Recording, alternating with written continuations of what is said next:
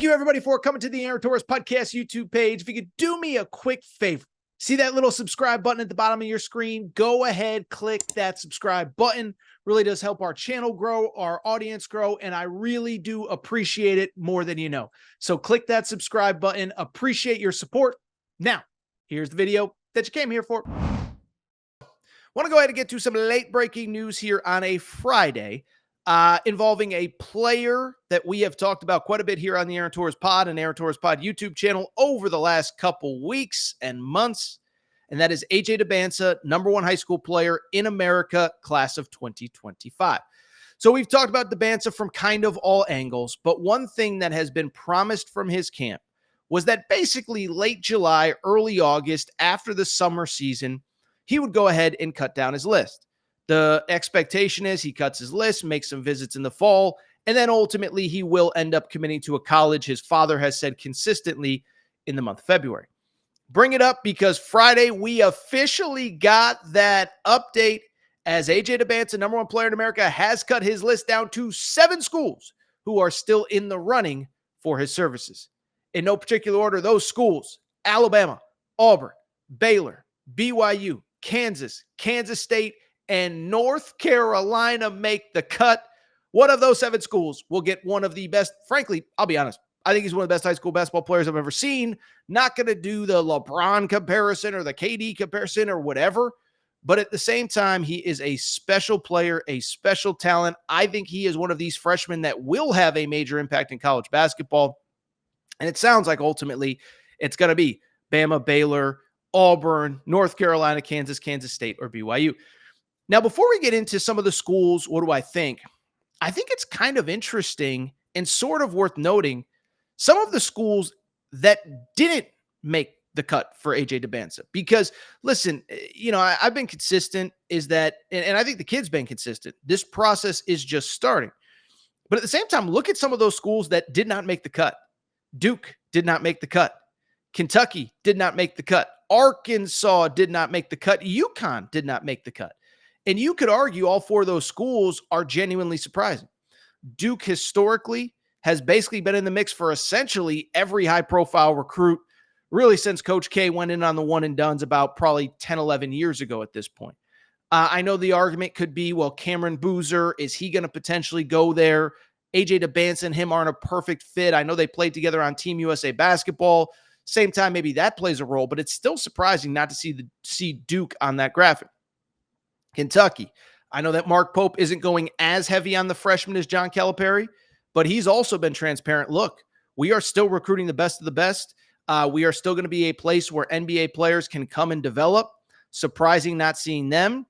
I think Arkansas is obviously surprising. Calipari, obviously, historically, has been in the mix for essentially every high-level player.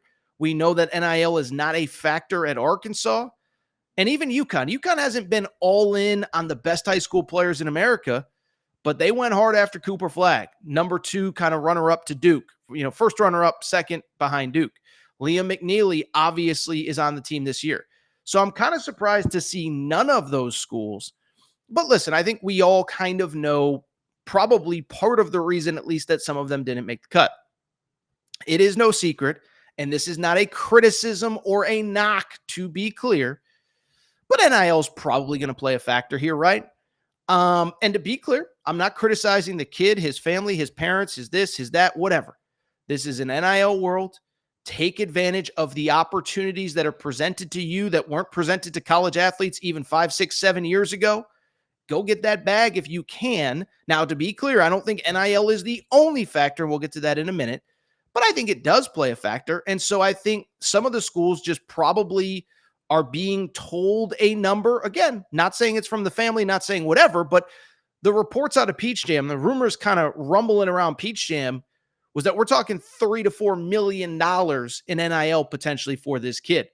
Now, you could say that sounds crazy, but it's worth noting. Great Osabor reportedly got $2 billion from Washington. I don't think he's a first or second team type player in the new Big Ten for the Washington Huskies. Coleman Hawkins reportedly got $2 million. I think he's pretty good, very good college player, but the NBA upside isn't there. So, if that number is really big, go get that money, because based on some of the other money that got handed out this offseason, go do your thing. So I think NIL played a factor. I don't know if it quote unquote scared off certain teams, because I do think in this NIL era, and I give all these schools credit, there has to be a budget. There has to be a moment in time where you just say that price is too steep for me. We saw it this offseason. We heard it at Louisville, at Arkansas, at Kentucky. I heard it with BYU with a player. There was a player that was interested in BYU. They heard a number. They said, we can't go there. So everyone kind of has a limit. I give these schools credit. If they just say, look, if this is the number, we can't compete. We wish you the best. That's part of recruiting. Now, in terms of the teams, we were 5 minutes into this video. Like let's get into some of these schools who I think is realistic, who I don't, who's maybe more realistic than others. Sorry, just adjusting myself right here. Adjusting the pillow behind me, not adjusting anything else for those of you that are getting a foul mind. Anyway, let's continue. Let's talk about some of the schools that are in the mix. And listen, I'll say a couple things. First off, I've been consistent on this. I believe it. AJ in all his public interviews has been consistent. I don't really believe that there's truly a leader right now at this exact moment. Listen, AJ said a few weeks ago to Kristen Peak, like, look, my dad handles most of the communication with coaches. When we cut the list, that's when the relationship building will begin. And that was what he told ESPN. AJ told ESPN on Friday, when he cut his list. According to an interview with Paul Biancardi, he said, I'm looking to build a relationship with a head coach who doesn't sugarcoat anything, but we can still have that bond on and off the court. We can talk about things on and off the court, play to my strengths while helping me with my weaknesses. The list is based on coaches who spoke with my dad the most. I will decide in February. And so at the end of the day, to say there's a leader, I just think is factually incorrect, because I think he is just starting the relationship building process with these coaches. Now that the list is cut down, one, if you're one of those 7 schools, you got to feel good. And I don't think any of the 7 schools should feel like they're completely out of the mix either, unless you're not willing to pony up at all, which might be another conversation for another day. Now, in terms of who should feel good, who maybe does feel good, who maybe doesn't feel good, listen, I think it starts with BYU. We've talked about this a lot, but there are, BYU checks a lot of boxes, okay?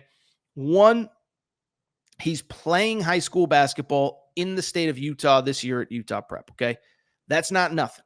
Short drive to campus, easiest, if they, listen, they're going to have Kansas on campus at some point. They're going to have Arizona, I think, comes to town. I can't remember all the games that they have on their schedule. But whenever there's a big game, there's going to be 2 tickets or 3 tickets they're waiting for him. Very easy for him to get to campus. NIL clearly is not an issue. We've talked about that program. Ryan Smith, owner of the Utah Jazz, has financially stepped up to support that program. No different than John Tyson at Arkansas, the Chicken Man. No different than a lot of other guys at a lot of other schools. Beyond that, and I think this is important. Listen, everyone's going to talk about NIL. But remember, Kevin Young, the BYU coach, comes from the NBA. This is a guy that helped develop, Devin Booker, helped develop Kevin Durant. And I'm not saying he's the only factor, because those guys were pretty good before him. But that is something that is on his resume that I don't think should be underappreciated. Like this, anyone who thinks this is just NIL related, you're out of your mind. The family is smart enough to know, hey, listen, we're getting NIL anywhere. This is about development. This is about ability to be put in a position to succeed. And so I look at this situation. I can't say NIL is nothing, but I think BYU checks a lot of other boxes as well. And if I was a BYU fan, I'd be pissed and saying that's the only reason that we're in the mix. I don't believe that at all. Now, in terms of some of the other schools, by the way, we do have our BYU-related Twitter page. Torres on BYU. Got them for Auburn and Alabama as well. But I bring it up because in terms of some of the other schools, here's what's interesting to me is that I think a lot of other schools are intriguing for completely different reasons. I mean, Kansas speaks for itself. Bill Self is an incredible coach. He's one of the best to ever do it, period. Okay.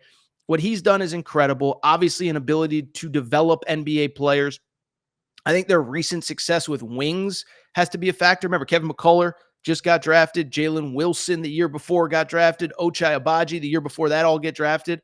All kind of similar games and styles to AJ Dybantsa. You go on and on. I think if NIL is a factor, let's just call it what it is. There's some money coming off the books next year. Hunter Dickinson is definitely gone.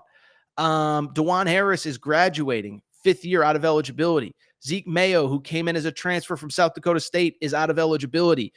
AJ Storr, my guess would be probably is going to go pro after this year, especially if he has the kind of season that I think he's capable of having.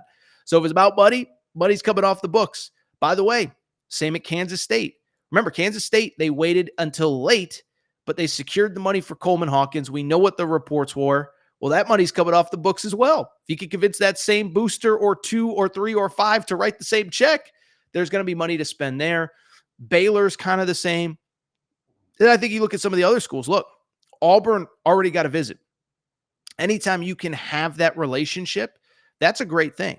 So Auburn already got a visit. Bama, listen, Bama, it was reported this spring, to their credit, they weren't always the highest bidder on kids, but the style of play, what Nate Oates is doing, there's no doubt it is appealing to players of all ability levels. He's been able to get high-profile players out of the portal. He's been able to get low-major players out of the portal and plug them into a role.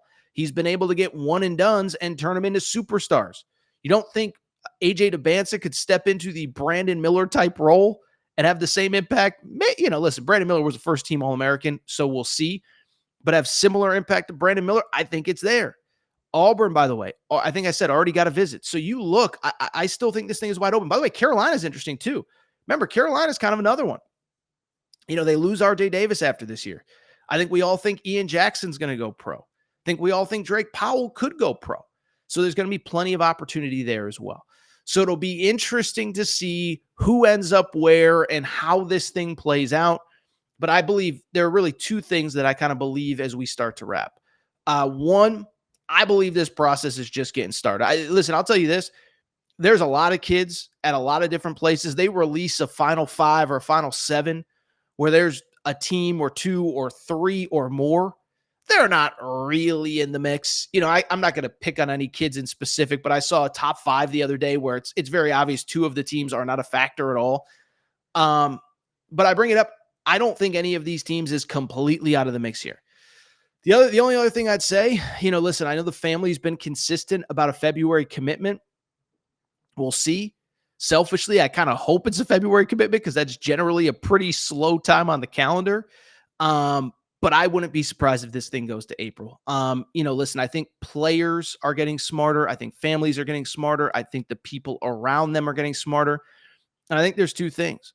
One, you commit in February, you're not totally sure who's going to be back, who's going to hit the portal, who's staying, who's going, who's this, who's that. By the way, we had a lot of coaching turnover in April last year. So I think you want to be a little bit smart about that. I also think, too, the other factor could be, the money factor is you keep pushing up that price the later it goes into the spring. I would, if I had to guess right now, just to guess, we're looking at probably closer to, I would guess an April commitment as opposed to a February one. I think that's it. If you enjoyed this video, do me a quick favor. Make sure to subscribe to the Aaron Torres pod.